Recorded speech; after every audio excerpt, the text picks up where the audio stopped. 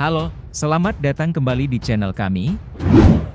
Belakangan publik dikejutkan dengan berita penangkapan dua crazy rich kenamaan yaitu, Harvey Moise yang tak lain adalah suami dari artis Sandra Dewi, dan Helena Lim. Keduanya ditangkap dan ditetapkan sebagai tersangka korupsi PT Timah Tbk yang merugikan negara hingga 271 triliun rupiah. Gaya hidup mewah yang kerap mereka pertontonkan selama bertahun-tahun, rupanya hanyalah hasil korupsi. Nah, sebenarnya kasus sok kaya seperti Harvey Moise dan Helena Lim ini, bukanlah kali pertama terjadi di negeri ini. Sebelumnya sudah ada beberapa nama yang masuk hotel Prodeo karena juga melakukan penipuan dan kerap pamer kemewahan. Siapa saja mereka dan apa kasusnya? Simak sampai habis dan jangan kemana-mana. Namun sebelum lanjut, jangan lupa menekan tombol subscribe dan bel notifikasinya, agar bersama kita berbagi info lainnya dari channel kami.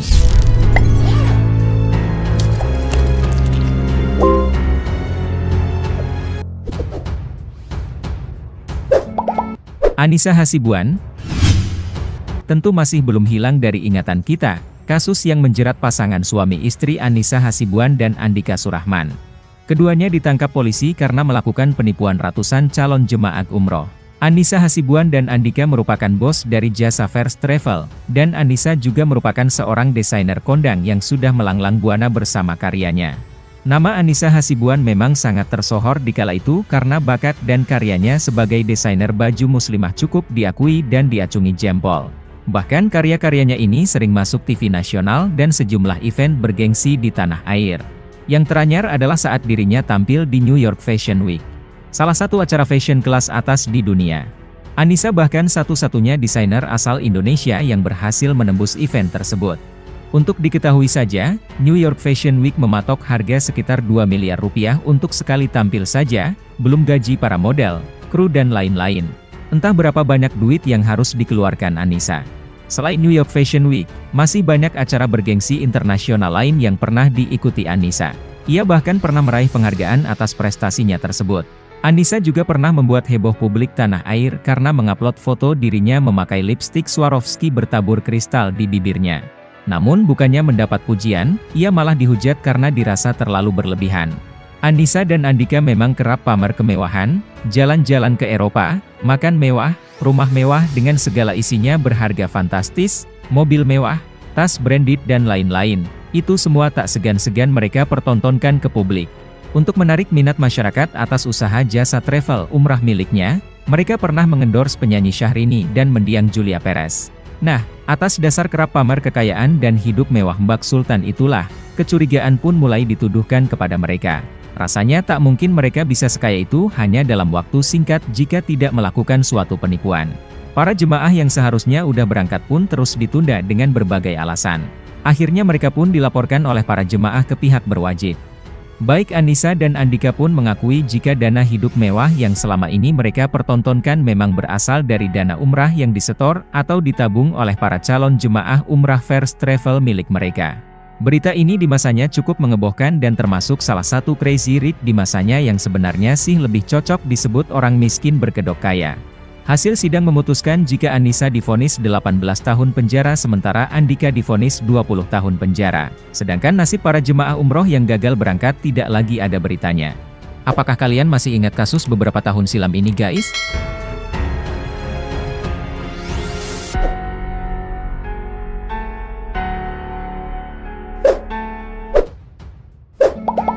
Indra Kents. Nama Indra Kents juga pernah menjadi buah bibir lantaran masyarakat yang dibuat iri oleh drama kesuksesan dirinya. Bagaimana tidak, ia kerap pamer kemewahan, outfit harga selangit, koleksi mobil mewah, rumah mewah, jalan-jalan dan lain-lain yang tentunya semua itu memerlukan dana yang sangat besar. Indra Kesuma alias Indra Kents ini merupakan pria kelahiran Rantau Perapat pada 31 Mei 1996 silam. Di usia yang masih sangat muda, siapa yang tak menyangka jika ia bisa memperoleh kekayaan berlimpah dalam waktu singkat. Indra Kents sebelum dikenal sebagai Crazy Rich, hanyalah seorang pengusaha dan YouTuber dengan pengikut sekitar 1 jutaan. Indra Kents bercerita jika dirinya berasal dari keluarga sederhana. Lalu merantau ke Medan mengadu nasib dan menjadi pengamen lalu kuliah dan kerja. Ia juga pernah menjadi MC dan penyiar radio, penyanyi kafe dan bahkan pernah mengikuti The Voice Indonesia pada 2018 silam bersama Tiara Andini, namun keduanya sama-sama gagal. Ia lalu memiliki perusahaan PT Disotif Citra Digital membawahi bidang usaha seperti digital marketing, videografi dan lain-lain. Ia juga dikenal sebagai trader ulung yang mendirikan kursus trading online lalu merambah sebagai content creator. Di sanalah ia kerap memamerkan kemewahan dan kesuksesannya. Nah, singkatnya, semua kemewahan yang selama ini ia pertontonkan adalah hasil investasi bodong melalui aplikasi Bimono dengan total kerugian 83 miliar rupiah. Korban penipuannya pun mencapai 114 orang. Kini, mantan orang kaya ini pun divonis 10 tahun penjara dan denda 5 miliar rupiah.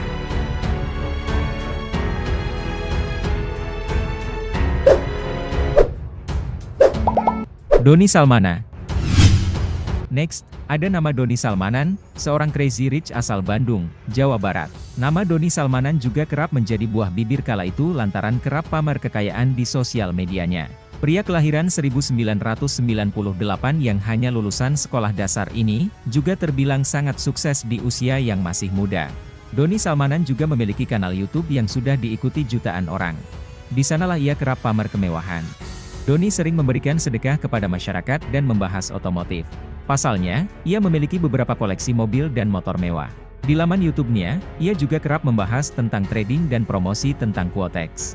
Namun, pada bulan Juli 2021 lalu, OJK mengatakan jika Quotex miliknya bersifat ilegal dan masuk ke dalam blacklist OJK.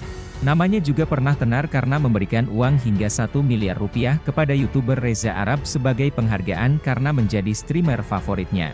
Singkatnya, semua kemewahan yang selama ini ia pertontonkan di sosial medianya serta duit yang kerap dia bagi-bagikan tersebut, semuanya adalah hasil penipuan. Ia pun dikenakan hukuman penjara selama 8 tahun, yang tadinya hanya 4 tahun. Tak hanya itu saja, ia juga dikenakan denda sebesar 1 miliar rupiah.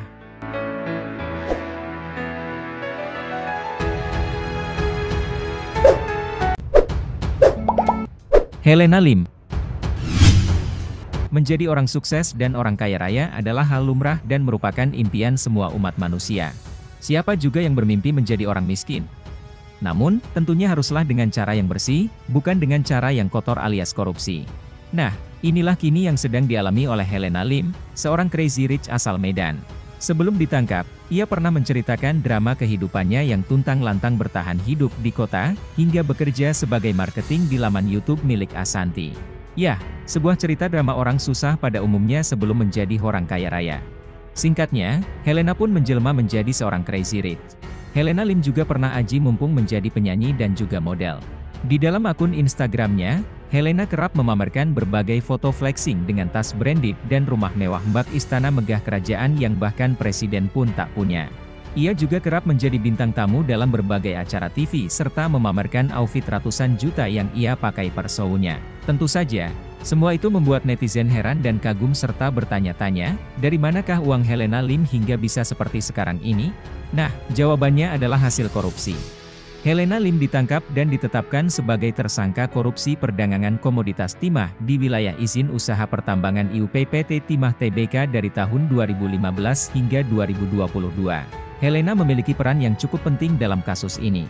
Sosok yang merupakan manajer PT KIEC pada tahun 2018 hingga 2019 ini diduga secara kuat terlibat dalam pengelolaan hasil tindak pidana melalui kerja sama sewa menyewa peralatan untuk proses peleburan timah di wilayah PT Timah Tbk. Kerjasama ini dituangkan berupa pemberian fasilitas dan dukungan kepada pemilik smelter, dengan dalih menerima atau menyalurkan dana corporate social responsibility, padahal tujuan sebenarnya adalah untuk keuntungan pribadi Helena Lim sendiri. Wah, benar-benar biadab.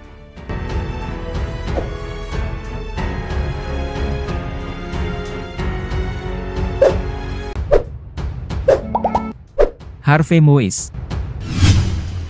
Nah, salah satu koruptor naik daun yang sedang jadi bahan gunjingan adalah suami artis Sandra Dewi, Harvey Moise. Kita mungkin belum move on dari sinetron pernikahan keduanya yang digelar mewah beberapa tahun silam. Tak tanggung-tanggung, mereka melangsungkan pernikahan mewah mereka di Cinderella's Castle, Disneyland Tokyo, Jepang. Harvey mewujudkan impian pernikahan Sandra Dewi dengan konsep ala negeri dongeng. Mereka mengendarai kereta kuda hingga ditemani boneka dengan kostum khas Disney yaitu Donald Duck dan Mickey Mouse. Hasil pernikahan ini pun membuahkan dua putra yakni Rafael Mois dan Michael Mois. Harvey ini memiliki kekayaan fantastis karena memang seorang pengusaha. Misalnya ia adalah presiden komisaris di perusahaan batubara PT Multi Harapan Utama. Ia juga memiliki saham di 5 cabang perusahaan bergerak di bidang batubara. Harvey juga viral karena menghadiahi anaknya yang baru 1 tahun dengan jet private. Namun siapa sangka, rupanya kemewahan yang juga kerap dipertontonkan Harvey dan Sandra adalah hasil korupsi. Hasil korupsi itulah asal-muasal seluruh harta yang dia kasih dan dapatkan untuk keluarganya. Direktur Penyidikan pada Jaksa Agung Muda Bidang Tindak Pidana Khusus Kejaksaan Agung Kuntadi mengungkapkan peran Harvey dalam kasus ini. Pada tahun 2018 hingga 2019, Harvey selaku perwakilan PT Refinet Bangkatin, RBT, menghubungi Direktur Utama PT Timah saat itu Mohtar Riza Pahlevi Tabrani, yang juga sudah menjadi tersangka lebih dahulu oleh Kejagung. Harvey meminta mengakomodasi kegiatan pertambangan liar di wilayah PT Timah. Setelah beberapa kali pertemuan, disepakatilah kerja sewa menyewa peralatan processing peleburan timah di wilayah PT Timah Tbk. Setelah itu, Harvey menyuruh para smelter menyisihkan sebagian keuntungan dari usahanya. Keuntungan itu kemudian dibagi Harvey dan sejumlah tersangka lainnya. Dari situlah Kejagung menduga pemberian uang tersebut disamarkan sebagai dana corporate social responsibility. Dana itu disalurkan kepada Harvey melalui perusahaan PT KSC yang difasilitasi oleh tersangka lainnya, Helena Lim.